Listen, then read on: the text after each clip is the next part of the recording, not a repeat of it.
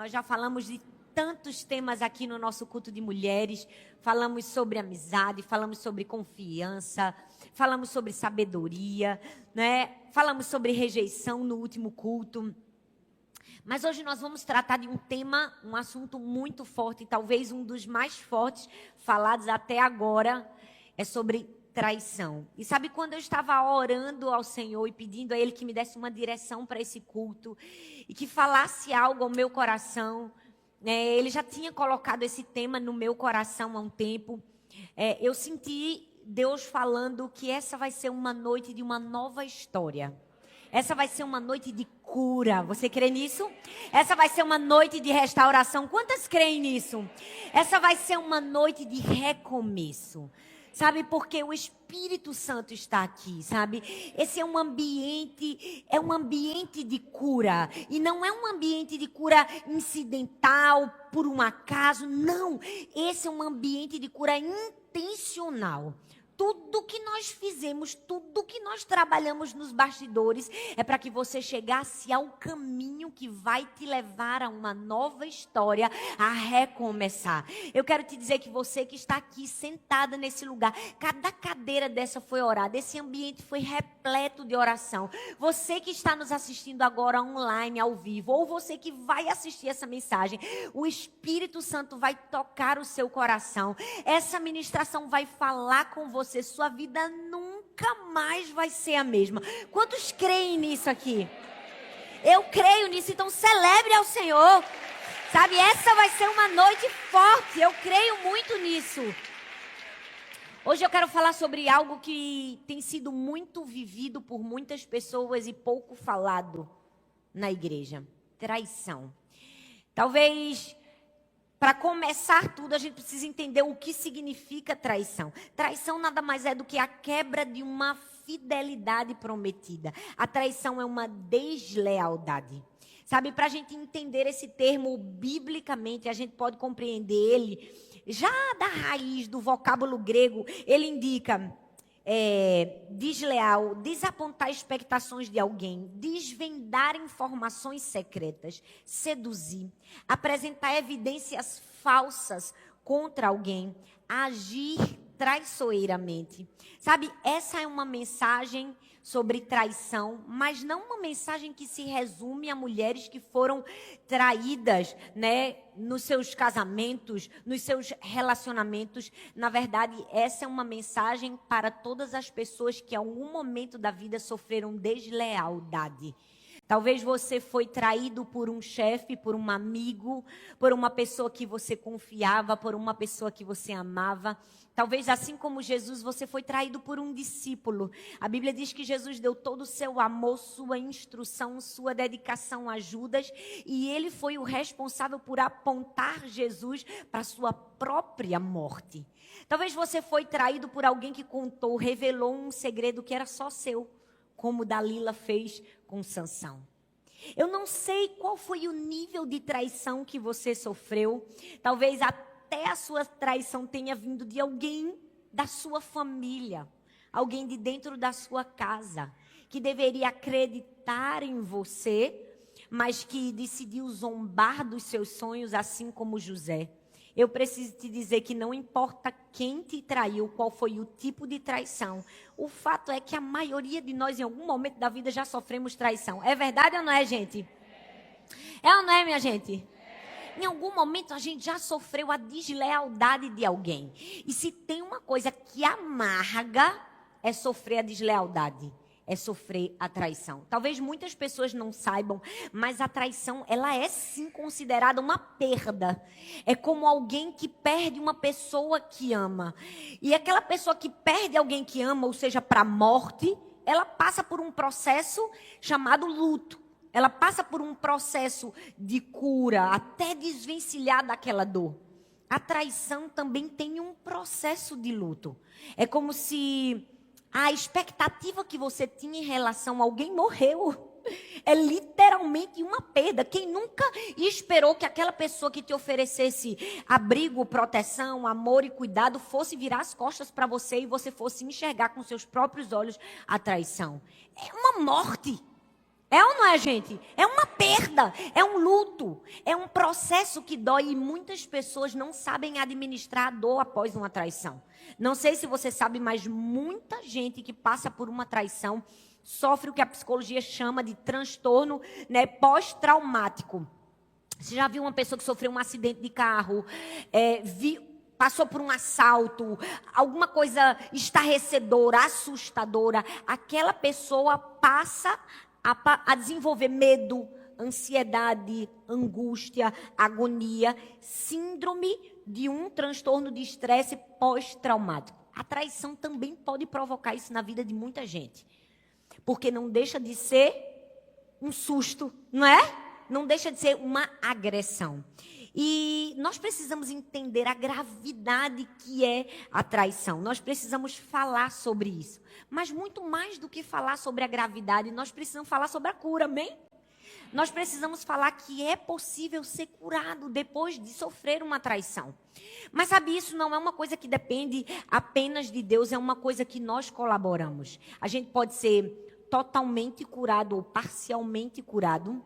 A gente pode ser rapidamente curado ou lentamente curado.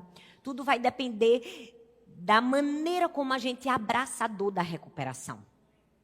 Porque eu não sei se você sabe, mas às vezes uma pancada, uma ferida, um corte leva segundos para acontecer.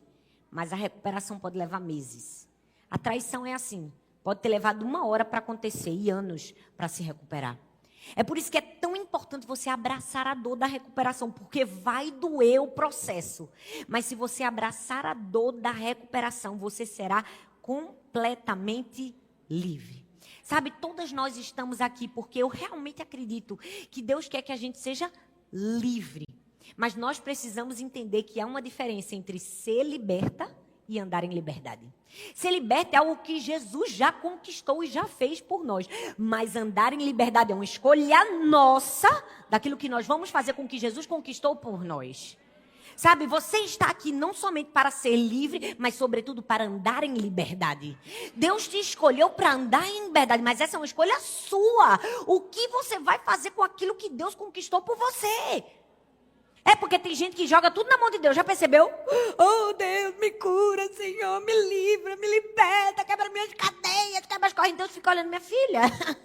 Eu já conquistei cura, libertação, salvação, transformação para você. Agora, a sua resposta importa. Agora, aquilo que você vai fazer com o que eu conquistei para você importa. É você que decide andar em liberdade ou não. Deus pode te oferecer liberdade, mas você precisa escolher andar em liberdade. Quantas vão escolher andar em liberdade aqui? Ih, quantas vão escolher andar em liberdade aqui? Porque essa é a vida que Jesus conquistou para nós. Hoje eu quero falar sobre ser livre, andar em liberdade, depois de uma dor profunda, de uma deslealdade, de uma traição. E nós vamos aprender isso na vida de quem? Na vida de uma mulher chamada Agar. Agar aparece na história bíblica quando, em Gênesis 16, ela simplesmente trabalhava para a família mais famosa da Bíblia, Abraão e Sara. Ela era serva de Sara. E Deus havia prometido dar a Abraão uma descendência numerosa. Deus havia prometido fazer de Abraão pai de multidões. Mas a Bíblia diz que Sara tem uma ideia brilhante, uma ideia incrível. Quando ela vê que o marido dela não conseguia ter filhos, quando Sara percebe que ela não podia dar filhos ao seu esposo, ela tem a ideia de dizer assim: Deus, eu estou achando que o Senhor não tem capacidade de fazer como o Senhor prometeu, de fazer o meu marido pai de multidões, então eu vou te ajudar. Eu fico olhando para a história, imaginando, meu irmão, Sara esgotou o óleo de peroba da humanidade todinha, que cara de pau, foi ou não foi? Achar que ela podia ajudar a Deus, não é? A gente fica imaginando como pode. Mas quantas vezes nós não fazemos a mesma coisa, não é verdade? Quantas vezes nós não agimos igual a Sara? A gente fica tentando dar as estratégias para Deus. O que muda é só isso, a estratégia que a gente deu. No fundo, a descrença na promessa de Deus é a mesma de Sara de séculos atrás. Nós precisamos entender que o trabalho e aquilo que Deus prometeu, Ele vai fazer cumprir. Mas se a gente resolver dar nosso jeito e o nosso plano, vai dar problema. Vai ou não vai? E foi exatamente isso que aconteceu. Ela disse assim, vou escolher minha serva H. Com certeza ela fez uma seleção. Fez ou não fez? Fez não, minha gente? Porque se eu tivesse muita... Deus o livre, que eu não gosto nem de falar disso, que eu não ia fazer isso quando sou doida. Não é? Essas coisas a gente nem imagina. Mas imagina, ela deve ter escolhido a serva mais leal, a serva mais fiel. E disse assim, hoje você vai se deitar com meu marido, com Abraão, para dar a ele filhos. Foi exatamente isso que aconteceu. Sabe, eu fico imaginando que dor que foi para Agar.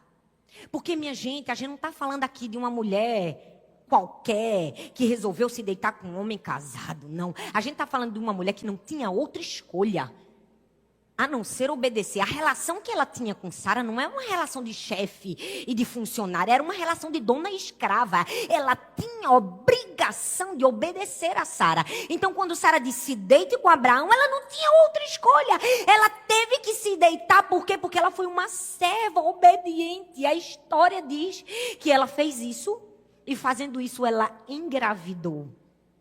Mas aí a história começa a render. Porque quando H fica grávida, aí H começa a se achar. Aí H começa a desprezar Sara. Gente, o buruçu começou.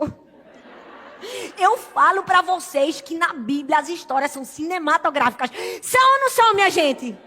Minha gente, Steven Spielberg tinha em quem se inspirar.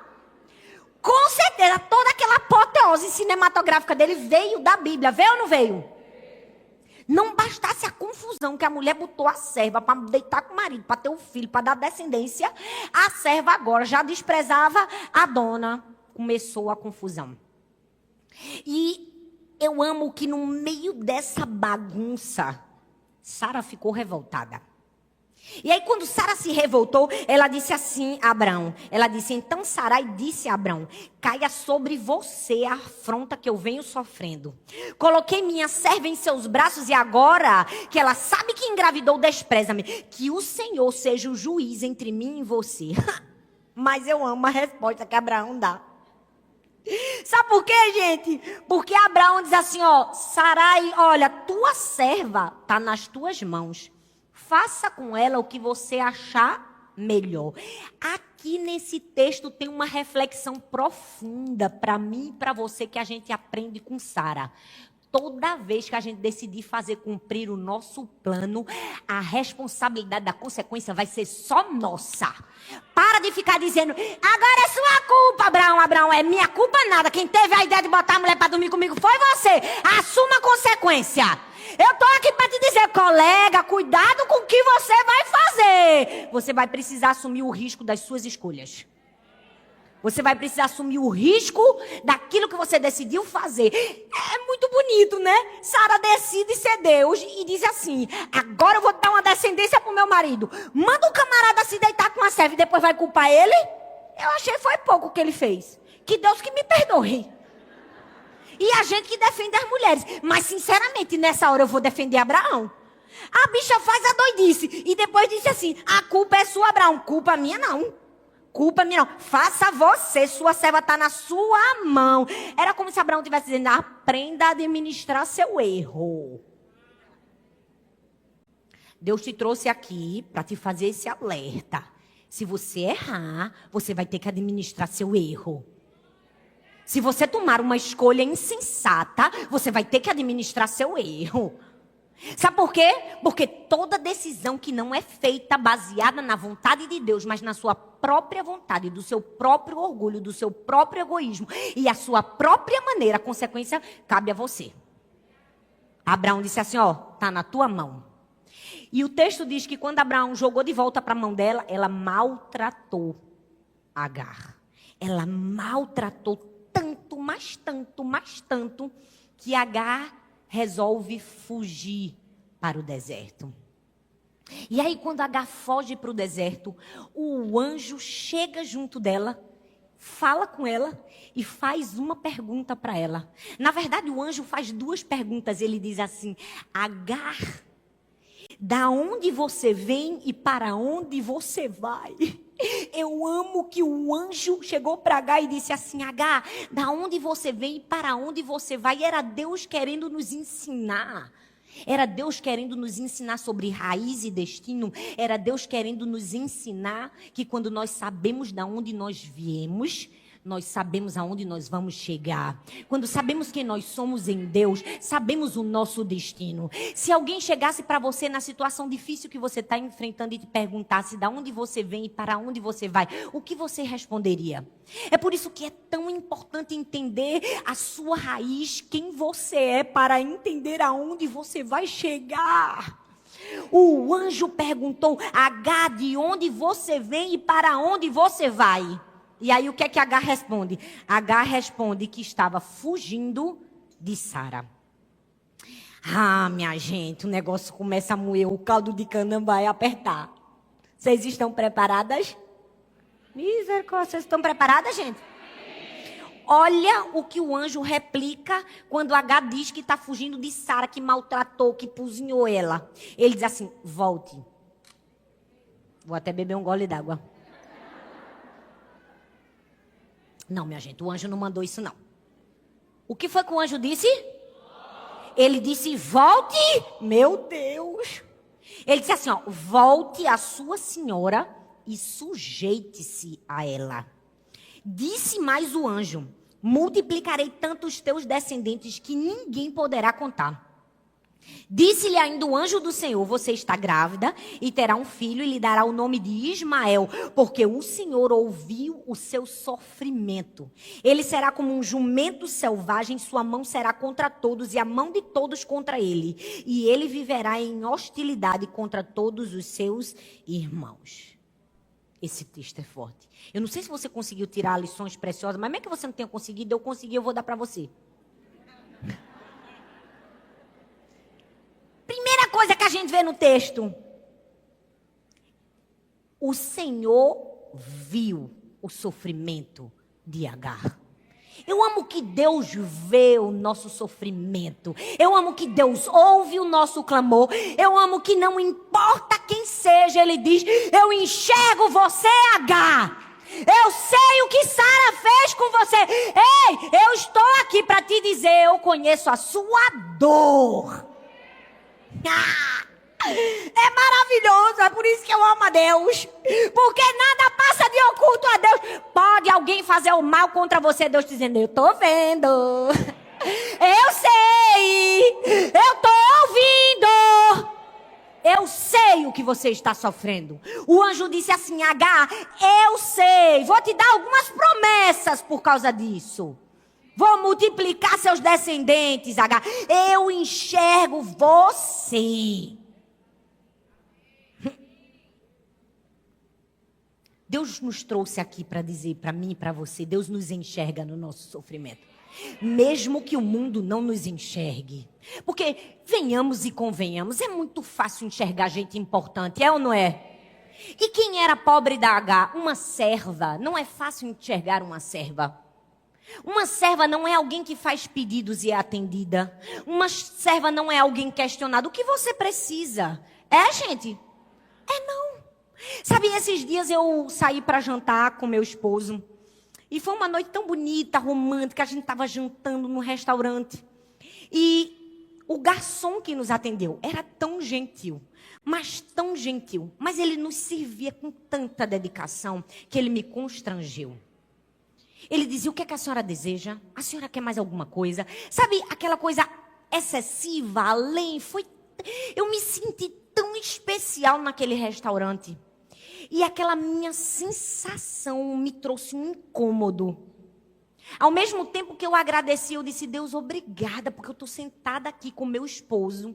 Tem alguém me servindo com tanto amor. Mas naquela hora, o Espírito Santo me encheu com um amor tão grande por aquele homem, que a minha vontade era me levantar do meu lugar, sentar ele na minha cadeira e dizer: deixa eu servir você, para você saber como é bom ser servido desse jeito. Mas eu não podia fazer, porque talvez ele até perdesse o emprego se eu fizesse isso, né? E também o povo ia dizer que eu era doida. Botar o homem para sentar do lado do meu marido, né? Não ia dar muito certo.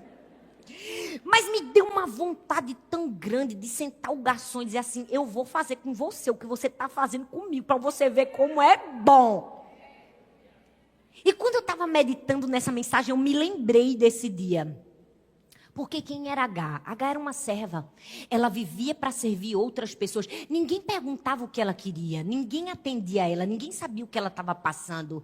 Não é comum perguntar a uma pessoa que serve como ela quer ser servido. Mas Deus perguntou. Mas Deus viu. Mas Deus enxergou. Mas Deus fez diferente de Sara. Por quê? Porque Sara, no começo do texto, se você perceber, ela chama Agar de serva. Aí, quando Agar tem um filho, o anjo diz: volta, se humilha, Agar volta, mora lá, Ismael cresce. Depois de 16 anos, a promessa agora se cumpre na vida de Sara. E agora quem está grávida? Sara. E agora quem tem um filho? Sara. Agora nasceu Isaac. E o texto diz que teve uma confusão entre irmãos. Ismael catucou Isaac, Sara se revoltou. E disse o quê? Olhou para Abraão e exigiu que ele se desfizesse dessa escrava e do seu filho. Perceba que no começo da história, Sara chama ela de serva. Depois chama de escrava. Nem a capacidade de dizer o nome dela, nem do filho ela teve. Eu acho que ela teve um pouquinho de amnésia, né? Eu acho que ela esqueceu que foi dela a ideia de mandar Abraão deitar com Agar para ter um filho. De repente ela se esqueceu. O que antes era minha serva querida, agora é essa escrava. E seu filho, eu amo que Deus não é Sara na vida da gente. Deus não é inconstante, Deus não é infiel. Deus não trata a gente bem uma hora para abandonar a gente outra. Deus está com a gente em todo momento. Ele não se esquece de nós. Sara, do contrário, tipifica o traidor na nossa vida. Alguém que uma hora está com a gente, quando a gente pode oferecer a ela o que ela precisa. Mas quando agora ela já tem, ela abandona. Quantas pessoas já não passaram na sua vida a experiência de uma Sara, não é? É ou não é, minha gente? Misericórdia, sou eu. É aquela pessoa que quando precisa de você, minha serva. Mas agora quando já tem o que ela queria, escrava, saia daqui. Foi exatamente o que aconteceu com Agar e com Sara. Sara de repente disse assim: não quero dar herança, não quero que esse menino tenha nada. Eu quero esse menino longe do meu filho. Eu quero que você expulse ele daqui. Agora já não era mais serva, agora era escrava. Agora ela queria rebaixar Agar. Agora ela queria humilhar Agar. Eu não sei você. Não sei, mas eu já passei por isso. De ter gente que fingir que você é ruim só para não doer tanto na consciência dela o que ela fez com você. É ou não é? Não tem gente que finge que você não presta só para não doer, a culpa não bater pelo que ela fez com você? Eita, basta a pessoa trocar o carro. Tá roubando. É ou não é, gente? Ganhou destaque, tá metido. Sabe o que é isso? Isso é a dor da culpa do que a pessoa fez contra você, então ela fala mal de você. E às vezes não é nem só a dor da culpa do que ela fez contra você, é a dor da inveja mesmo, do ódio, porque você tem o que ela queria. Sara tinha os dois. Ela tinha um ódio de Agar, porque Agar tinha o que ela queria. O que ela queria? Um filho. E agora o ódio de tratar Agar mal, ter culpa porque tratou mal e dizer assim, a culpa é dela mesmo. Eu não sei se vocês estão processando o que eu falei, mas isso aqui foi forte. Vou até dar uma respirada. Na Bíblia tem uma respirada, você sabia disso? Quando você lê os salmos que você vê, selar é um tempo para você parar e refletir. Eu vou te dar 30 segundos para tu refletir sobre isso, porque é forte, Brasil. É ou não é?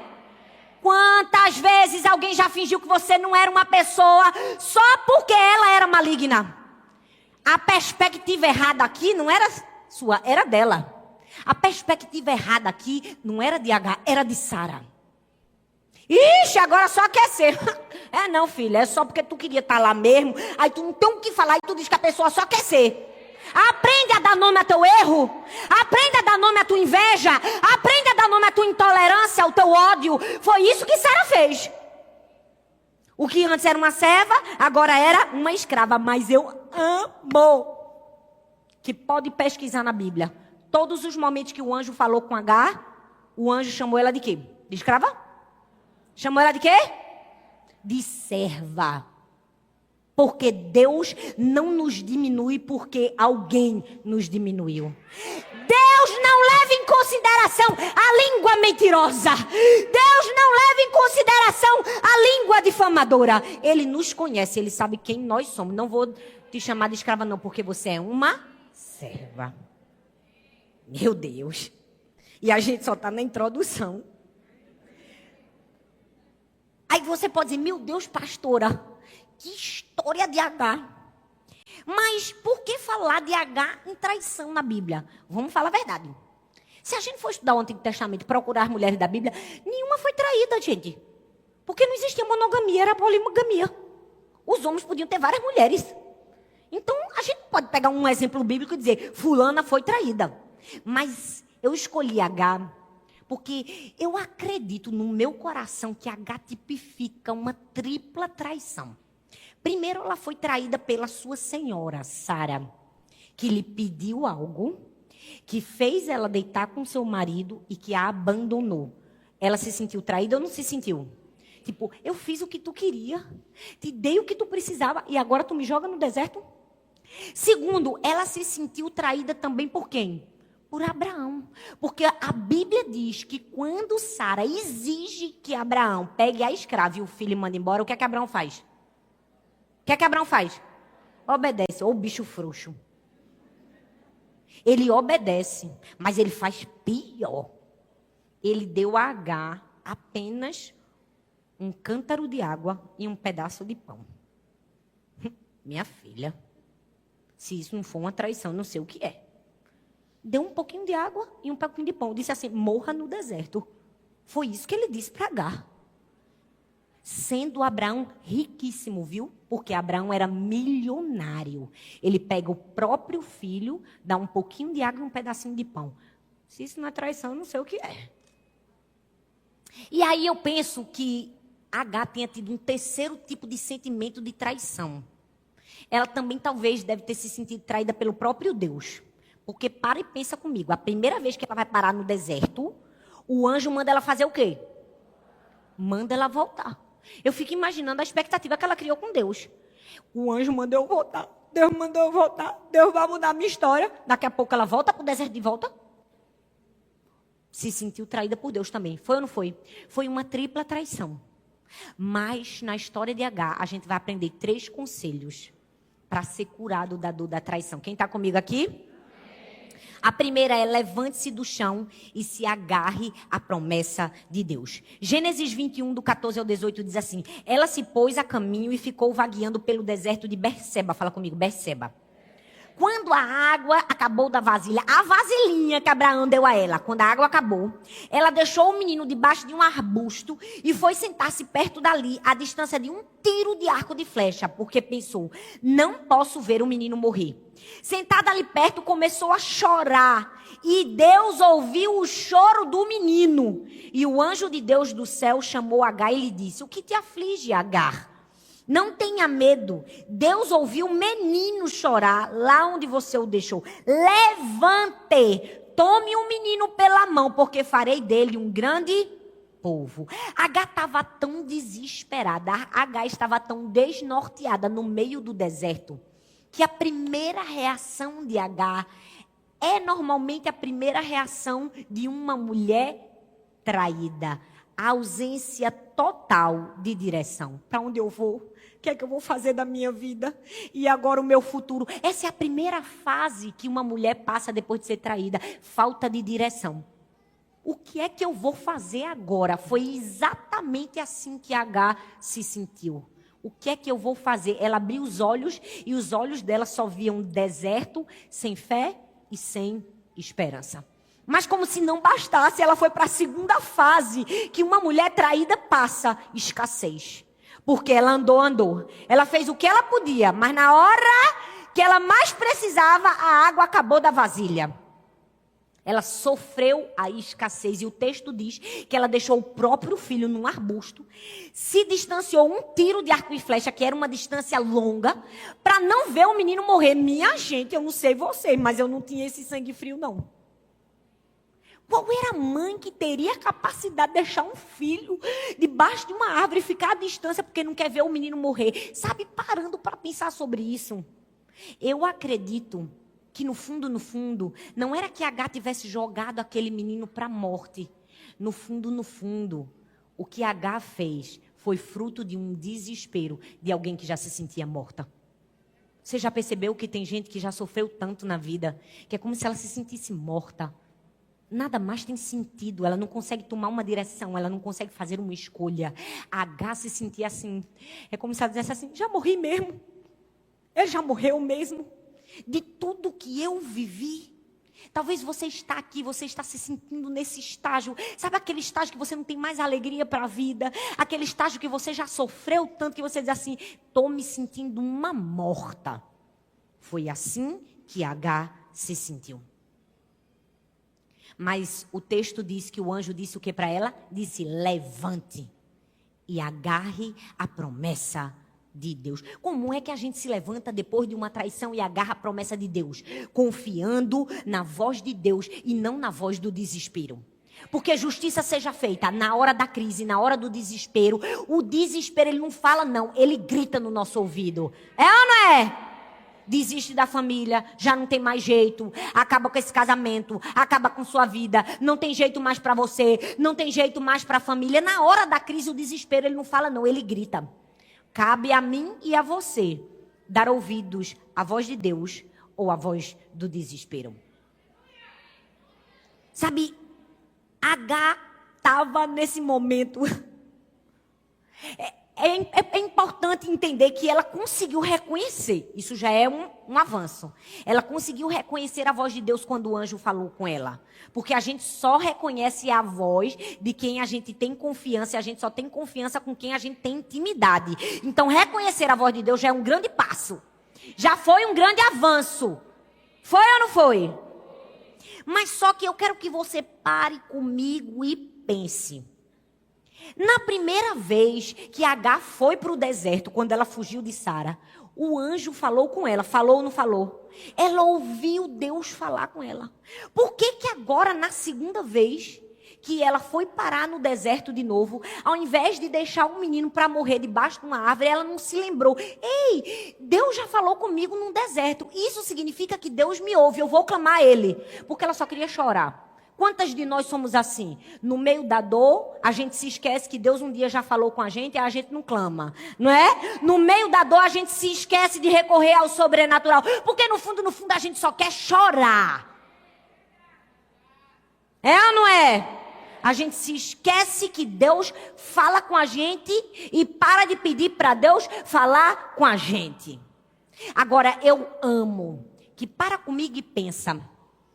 No primeiro deserto, Deus ouviu o sofrimento de Agar. Mas no segundo deserto, o texto diz que Deus, através do anjo, ouviu o choro de quem? Do menino, de Ismael. Por que será que Deus ouviu o choro de Ismael, mas foi falar com Agar? Porque quando a gente não tem mais forças para clamar, Deus ouve o choro de alguém em nosso favor e vai nos socorrer. Ei, se hoje você está aqui, você já não tem mais nem força para clamar, Deus vai levantar um Ismael para chorar e para clamar com você. Deus vai ouvir, mas deixa eu te dizer uma coisa. Ele ouve o Ismael, mas ele fala com a Agar para tomar uma decisão. Ele pode até ouvir o choro de uma intercessora, de uma mãe que está orando por você, de uma amiga que está orando por você, de alguém que está clamando por você. Mas ele fala, é com você para tomar uma atitude. O anjo disse assim, é com você que eu estou falando, viu, Agar? Levante-se e tome o menino. Levante-se e creia na promessa. Quem nunca teve um Ismael para clamar por você na hora de uma aflição? Você pode agradecer a Deus pelo choro do Ismael que ele ouviu? Ixi, eu tive muitos Ismaéis que choraram por mim. no momento de aflição, de dor. E eu tenho certeza que muitas orações foram respondidas de outras pessoas que clamaram por mim. Mas foi comigo que Deus falou. Ele não pediu para o meu intercessor tomar uma decisão dele. Ele pediu a mim para eu tomar uma decisão. Ei, alguém pode orar por você. Você pode até pedir oração pelos outros. Mas quando Deus quiser falar, Ele vai falar é com você. Vai dizer quem tem que tomar a decisão é você, não o intercessor não. Porque tem gente que se confia no intercessor para clamar e para fazer. Ei, deixa ele clamar e você faz. É ou não é, minha gente? Ei, levante-se, creia na promessa, confiando na voz de Deus e não na voz do desespero. E o que mais? Aplicando na prática o que você já conhece da teoria.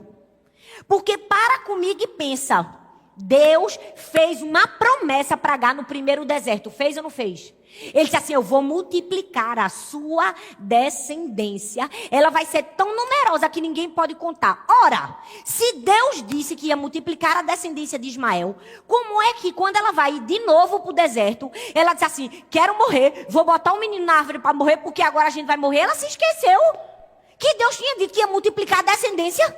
Se Deus disse que ia multiplicar a descendência, a primeira coisa que ela tinha que ter pensado fez assim, rapaz, a gente tá sem água, tá sem comida, mas alguma coisa vai acontecer, vai dar uma reviravolta e vai mudar o quadro, porque Deus disse que meu filho ia ter uma descendência poderosa. Por que é que ela não pensou assim? Era como se Deus estivesse o tempo todo tentando falar com ela, e tudo falava com ela. E na vida da gente também é assim, é ou não é? Não sei se você sabe, mas o segundo deserto que ele estava chama-se Berseba. Fala comigo, Berseba. Não, mas fala com força para você acordar. Fala comigo, Berseba. Berseba no hebraico significa poço do juramento. Alguém já entendeu? Berseba no hebraico significa poço do juramento. Era como se Deus estivesse dizendo, Agar, se lembra do juramento que eu fiz para você. Agar, se lembre da promessa que eu fiz para você. Agar, eu falei que eu ia preservar a vida do seu filho. Agar, eu falei para você que eu ouvi seu sofrimento. Agar, eu falei que você ia ter uma descendência poderosa na terra. Porque o problema da gente é que a gente sabe demais, mas faz pouco. É ou não é? Eita, se a gente pegasse toda a teoria que a gente sabia e aplicasse. Porque ela sabia ou não sabia? Mas não sabia fazer o que ela tinha. Ela não sabia o que fazer com aquilo que ela sabia. Não adianta de nada, minha gente. É por isso que eu sempre digo, mais importante do que o que acontece com a gente é o que a gente vai fazer com o que acontece com a gente. Porque o que nos acontece na vida de alguém pode arruinar e na vida de alguém pode erguer. Então, mais importante do que a dor, a tempestade, o sofrimento e a traição que a gente experimentou é o que a gente vai fazer com ela. Porque muito mais importante do que ter o conhecimento na teoria é aplicar na prática. Sabe, a Bíblia fala de Daniel. Daniel sabia na teoria a importância da oração. Mas ele não se deixou intimidar pelos leões na prática. Foi ou não foi? Sadraque, Mesaque e Abednego sabiam que não podiam adorar outro Deus? Na teoria, sabiam, mas eles também sabiam aplicar na prática, porque foram capazes de entrar na fornalha de fogo ardente. Estevão sabia que ele tinha, que se preciso fosse, entregar a vida dele na teoria. Sabia ou não sabia? Mas não se deixou intimidar pelas pedras na hora que a prática chegou. Minha filha, não adianta de nada você saber o que tem que fazer, se na hora da prática você não faz. Na hora da prática, Deus está dizendo, ó, saiba, mas faça. Saiba, mas faça. Agar sabia que Deus ia dar uma descendência, mas ficou, eu vou esperar a morte chegar. Foi exatamente o que aconteceu. Eu vou desistir, meu filho vai morrer. É por isso que o anjo olhou para ela e disse, levante-se. Catuca a mulher que está do seu lado assim, bem forte, pela corda e diga assim, levante-se. Não, mas fala com vontade, fala, levante-se. Fala, levante-se. Levante-se! Levante-se! Levante-se e creia na promessa! É o primeiro passo da sua cura! Ei, se levante! Não se esqueça! Deus está falando para você! Lembre do juramento que eu fiz a você! Ei, não se esqueça, eu enxerguei seu sofrimento! Deus está dizendo para mim e para você, você será curada dessa dor quando você se levantar e se agarrar à promessa. Mas não somente isso. Em segundo lugar, você precisa abrir os seus olhos espirituais para ir até a fonte. Porque também não adianta de nada você se levantar e ficar parado onde está. É ou não é, gente? Adianta, minha gente. Adianta. A galáxia está chorando. Aí Deus levanta. Ela, estou levantada. Estou em pé. Adianta? A gente precisa primeiro se levantar. Segundo, abrir os nossos olhos espirituais para nos movermos até a fonte. Por quê? O texto diz em Gênesis 21, versículo 19, diz assim: então, Deus lhe abriu os olhos e ela viu uma fonte. Foi até lá, encheu a água da vasilha e deu de beber ao menino. E Deus estava com o menino. Meu Deus, o negócio começa a mudar o jogo. Por quê, gente? Porque antes ela não tinha enxergado o poço. Olha bem para mim, o poço estava escondido. Porque ela estava com a venda da traição, a venda da dor, a venda do sofrimento, a venda do desespero. É assim na vida da gente. Quando a gente está sofrendo, a gente não consegue enxergar muito bem. É verdade ou não é? Quando a gente está sofrendo, nossa visão fica obscurecida. Ela não conseguia enxergar. Ela só viu o odrezinho dela que tinha acabado a água. Mas tinha um poço, tinha uma fonte. E talvez o motivo que não deixou ela enxergar é porque naquela época se tapavam a boca do poço e se jogava areia em cima. Quem fez o poço fazia meio que uma armadilha para só ele encontrar o poço. Mas a Bíblia diz que Deus, o próprio Deus, abre os olhos espirituais de Agar e faz ela achar o poço. Deixa eu te dizer uma coisa, Deus te trouxe aqui para te dizer, não importa quem cobriu o poço que lhe dava vida, Deus vai descobrir dos seus olhos e vai te mostrar. Deus vai descobrir dos seus olhos e vai te mostrar. Eita, porque tem muita mulher aqui que está sofrendo. Porque talvez alguém entulhou seus poços. Porque alguém tentou encobrir o seu futuro de você. O seu destino de você. Seu dom de você. Sua habilidade de você. Talvez você até tinha o acesso, o favor e a graça de Deus. Mas alguém disse assim, vamos esconder aqui. Para que ela não chegar. Talvez você tenha até autoridade para chegar em lugares altos, mas alguém estava o tempo todo tentando esconder a fonte para você não acessar. Foi assim que fizeram com José. Ele tinha o acesso ao favor de Deus, ele tinha autoridade, ele tinha talento, ele tinha visão, ele enxergava. Aí os irmãos fizeram assim, vamos entulhar os poços dele aqui, vamos esconder o futuro dele aqui, porque é grande demais. Não adianta não. Porque quando Deus quer que você viva a promessa, Ele mesmo descobre o poço e faz você enxergar. Foi isso que Deus fez com Agar. Ele disse assim, Agar, você estava sofrendo, vou fazer você enxergar o poço aqui, ó. Não era a água que você queria? Eu descubro, filha, pega água. Minha gente, eu não sei como é que você não tão empolgada como eu estou aqui.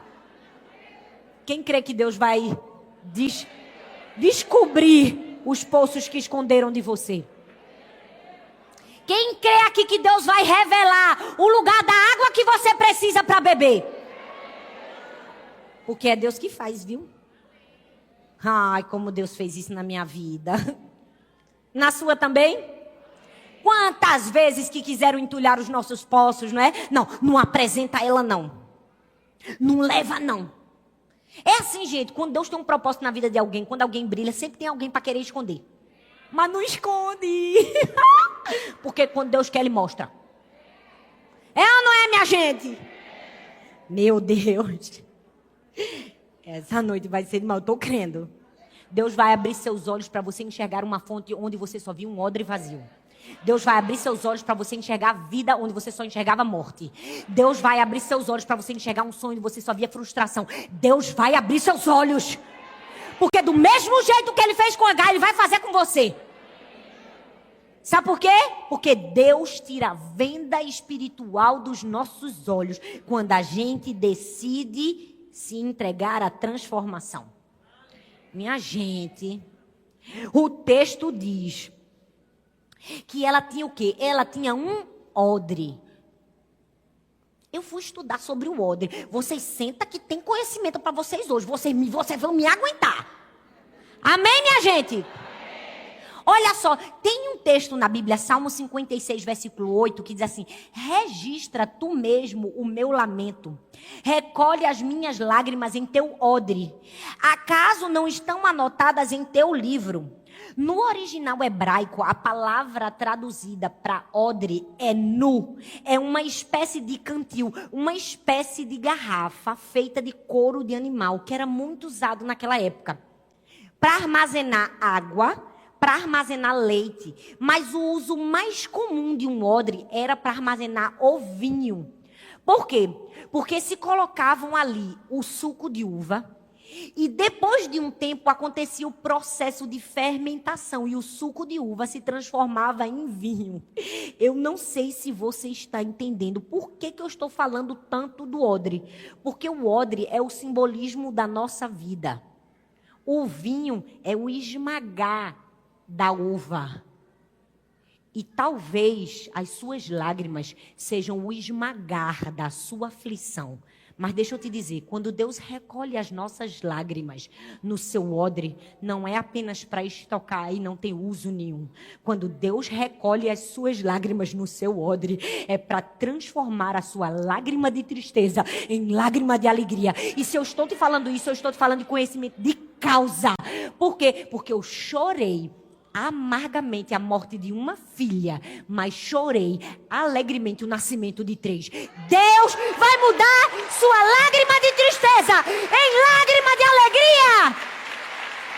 Porque no seu odre, Deus recolhe as nossas lágrimas, não somente para guardar, mas para transformar. Ei, do mesmo jeito que a transformação do suco de uva no vinho, a transformação da nossa dor, da nossa lágrima em lágrima de alegria. Por isso que o segundo passo é que você precisa abrir os seus olhos para ir em frente e se entregar à transformação. E transformação, minha gente, dói. É o centro da dor. Deus não deixa a gente passar dor nenhuma por nada, não. Sempre tem alguma coisa para extrair da nossa dor. Sempre tem alguma coisa para a gente aprender. É ou não é? Eita, se eu desse esse microfone para todo mundo aqui para dizer o que aprendeu na hora da dor. É ou não é? A dor ensina a gente. Ensina ou não ensina? A dor esmaga a gente, esmaga ou não esmaga? Mas no fim, produz o vinho. Agora para comigo e pensa, o vinho é o sinônimo de quê na Bíblia? De alegria. De alegria. Ei, o que você está sofrendo hoje, pensando que é para o mal, Deus vai transformar em alegria. Não sei se você está recebendo essa profecia, não. O que você está sofrendo hoje e está achando que é pro mal, Deus vai transformar em alegria. Mas você vai precisar perdoar a traição. Sabe por quê? Eu estou falando do odre e eu vou continuar falando do odre, porque vocês vão sair especialistas do odre aqui. Para comigo e pensa. O que foi a única coisa que Abraão deu a Agar? Foi um odre, foi ou não foi? Ele deu um odre com água e um pedacinho de pão. Meu irmão, se fosse eu no lugar de Agar, eu ia ter um odre, um abuso daquele mizinguento daquele Abraão. E eu não ia, porque o bicho infeliz, o camarada milionário, rico, sabe que eu tô carregando o filho dele e o bicho me dá um odre. Eu ia ter abuso de Abraão. Eu confesso que eu senti um pouco de abuso preparando a mensagem. Mas Jesus já foi me tratando, com perdão. Mas não ia ter só abuso de Abraão, não. Para comigo e pensa. Tu não ia ter abuso do odre também, não? Porque toda vez que tu pegasse o odre, tu ia lembrar. Rapaz, o camarada podia me dar tanta coisa, mas me deu só esse odre. Quem nunca recebeu uma caneta e pensou, aquela pessoa poderia ter me dado um vestido, mas me deu uma caneta. Foi de propósito. A caneta é boa, mas a gente pega um abuso da caneta, pega ou não pega? Eita, aqui tem gente que está se identificando aí, tá ou não tá? Deus está lembrando das histórias, tá ou não tá? Para comigo e pensa, ela tinha tudo para ter abuso daquela maldita vasilha, daquele odre. Mas ela perdoou Abraão. E o fato dela ter perdoado Abraão, que ela pegou o objeto da traição, da dor, do abandono, do descaso. E com aquele mesmo objeto, ela despejou dentro da fonte e tirou água para dar ao seu filho. Deus vai fazer com que a ferramenta de dor na sua vida se transforme numa ferramenta de cura. O odre que era para o seu abandono e para a sua morte, para a sua destruição, vai ser o odre que vai tirar a água, que vai te dar vida a você e a seu filho. Foi isso que Deus fez na vida de Agar. E a gente precisa entender que nesse momento, que é o momento que a gente decide perdoar, que é o momento que diz assim, me deu só um ódio, tem nada não, Jesus, vou perdoar. O diabo não vai ficar satisfeito não, porque se tem uma coisa que o diabo odeia, é quando tem um crente que perdoa. Minha gente, Satanás atenta a gente quando a gente decide perdoar. É ou não é? O cão é ruim, gente. É ou não é? Quando você diz assim, vou perdoar, aí o diabo, vai nada? Vai não. Sabe o que é que o diabo faz? Ele lança várias coisas na cabeça da gente pra gente não perdoar. Vou falar, você vai pensar e não vai perceber se em alguma dessas você não já caiu. Primeiro ele fala falta de esperança. Que nada, que você não vai perdoar. Nada a ver essa pastora dizendo aí que vai ser um recomeço, uma nova história. Tu já vive isso há muito tempo, tu nunca conseguiste perdoar. Tu tá achando que é só porque é um culto de mulher que tu vai perdoar. O diabo bota a falta de esperança na cabeça da gente. Mas bota a culpa também, diz assim, ó, merece ser culpado. Você não vai perdoar não, que aquele bicho merece. Depois bota a vitimização. Não, depois de tudo que você passou, você tá nessa situação por causa disso que ele te fez. Você não vai perdoar não. Aí ele coloca o que mais? Dúvida. Ele diz assim, que nada, esse perdão é impossível, isso é coisa de utopia religiosa. Essa pastora aí tá doida. Depois bota a justificação. Aceita. Aceita que você nunca vai conseguir viver sem se ressentir com a família de fulano, de cicrano, de beltrano, com a vizinha, com seja lá quem for que te traiu. E no fim ele vai botar autorrecriminação. Ele vai dizer, a culpa foi sua. Olha bem pra mim. O diabo é tão sujo, que sabe o que ele faz com a maioria das mulheres que são traídas? Ele diz assim, a culpa foi sua. Tem mulher aqui que foi traída pelo marido e carrega a culpa no coração, porque alguém disse assim, é porque você engordou, porque você não cuidava bem da sua casa, porque você não olhava para o seu marido. Deixa eu te dizer uma coisa muito séria, você precisa entender na vida que existe uma diferença muito grande de ataque, de processo e de consequência. O ataque, a gente está sujeito a passar, porque o diabo pode nos destruir porque tem raiva da gente. A gente só responde pela resposta que a gente vai dar. O processo é um passo a passo da gente chegar lá. Também não faz parte da gente, faz parte da gente a resposta. Agora, a consequência é totalmente culpa de quem começou. Então, eu vim aqui para te dizer que tão importante como saber qual é a sua responsabilidade em alguma coisa, é saber que não é sua responsabilidade em alguma coisa. Então, pare de se culpar pela escolha que outra pessoa tomou. Quem escolheu pecar foi o outro. Você não é culpada do erro nem do pecado de ninguém. E se o diabo disse para você, disse porque é um mentiroso. Porque você poderia ter errado como fosse. Quem escolheu trair, que assuma a consequência. Quem escolheu trair, que vai receber a consequência do seu pecado. Porque o diabo está aprisionando muitas mulheres, dizendo a culpa foi sua. Na verdade, porque o diabo quer prender em uma eterna amargura. E o que é que você precisa fazer? Terceiro e último lugar. Confiar em Deus para viver uma nova história. Fala comigo, nova história.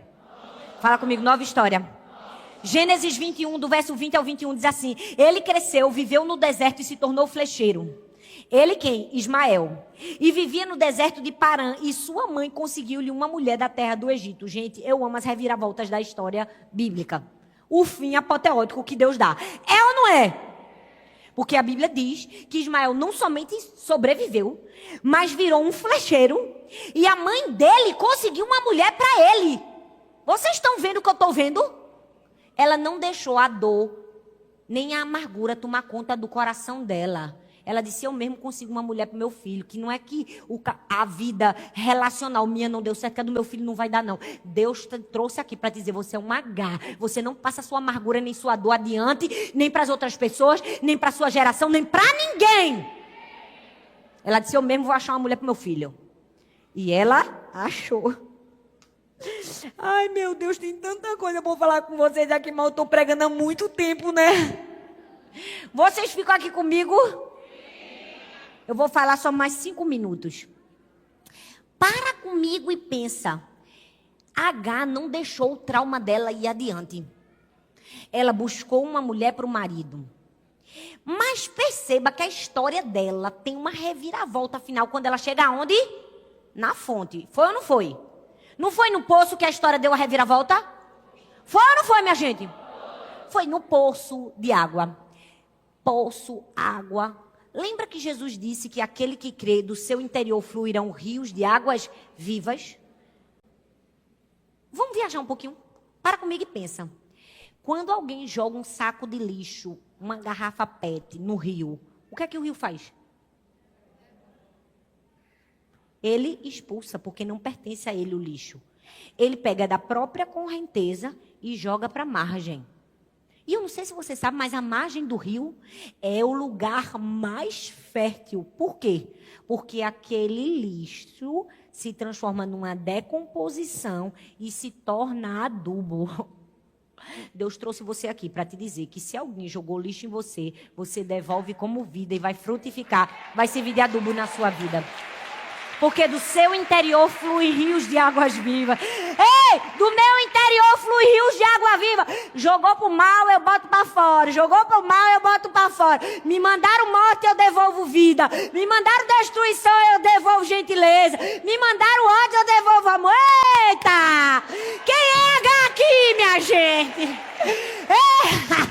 Eu não sei se você está entendendo o que eu estou te dizendo, mas o que jogarem para você, manda de volta.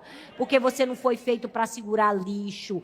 Tem tanta gente aqui que está apodrecendo porque está segurando lixo. Porque falaram isso para mim? Rapaz, joga de volta para fora. Joga para mais. Vira para a mulher que está do seu lado e diga assim, ó, desapega. Desapega desse lixo ruim, mulher. Desapega dessa palavra maldita que disseram para você.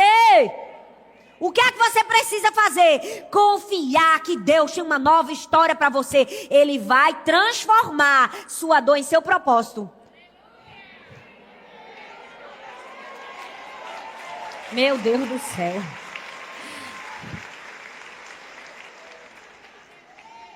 O que foi que Ismael se tornou? O que foi que Ismael se tornou? Flecheiro. Foi ou não foi? Na hora que H queria esperar o filho morrer, ela se afastou um tiro de quê? O que era para a morte, para a destruição, Deus usa para um propósito na nossa vida. O que veio para ser sua dor vai ser o seu propósito. No que você foi ferida, Deus vai usar você para curar outras pessoas.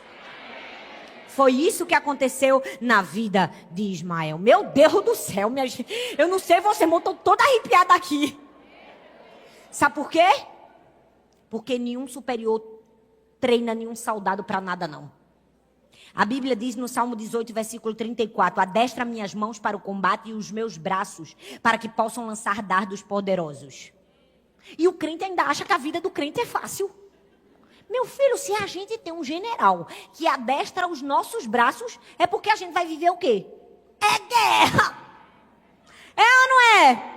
É isso que a gente vai enfrentar. É por isso que nas guerras da nossa vida, quando a gente tiver que tomar decisões importantes, não tome decisões baseadas nos seus direitos.